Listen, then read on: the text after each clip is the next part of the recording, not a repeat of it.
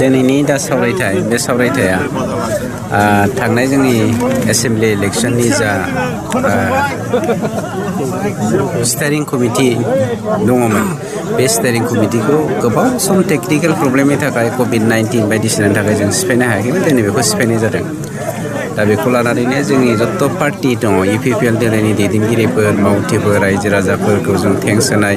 जों लोगोसे गुबुन गुबुन पार्टि जेरै BJP GSP AGP बिथांमोन साफ्रोम जयै लोगो नांनानै मोखांजों मोखां दिनैनि बे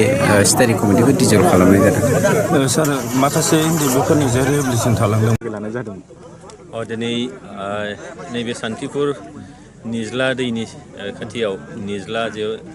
इक' टुरिजम पार्क दंमोन बेयाव दिनै जोङो बोथिसे ओंखाम जानाय मोनसे हाबाफारि लादों पिकनिक रोखोमैनो खारना जाहैबाय जे थांनाय आसाम बिधान सभानि जि बिसायख'थिमोन बे बिसायख'थियाव जोंहा स्टियारिं कमिटि दंमोन आरो स्टियारिं कमिटिया जिथु थांनाय बोसोरनि मार्च दानाव दाजादोंमोन बेनिफ्राय एप्रिलनि 2 अक्ट'आव बिसायख'थिया जाबाय 2 मेआव साननाया जाबाय देरहाबाय नाथाय जोङो स्टियारिं कमिटिखौ डिजल्भ खालामनो हायाखैमोन फैयै फैयै फ्राय दिनै बोसोरसेयानो जाफैबाय खालामनो हायैनि खारना जाहैबाय कभिडनि थाखायनो खालामनो हानाय जायाखैमोन दिनै जों मोनसे सुबिदा लाबाय जे बे जे स्टियारिं कमिटि जोंहा दंमोन लबेन बसुमतारीखौ चेयारमेन खालामनानै शाहजाहान आहमेद बिथांखौ कनभेनर खालामनानै जे मोनसे स्टियारिं कमिटि समस्ति वाइसै दंमोन बेखौ दिनैहाय जोङो डिजल्भ खालामदों दा बेयाव जों लोगो लाफैदों BJPनि जिल्लानि मण्डलनि बिबानगिरिफोर AGPनि जिल्लानि बिबानगिरिफोर GSPनि बिबानगिरिफोर आरो जों UPPLनि गासैबो बेयाव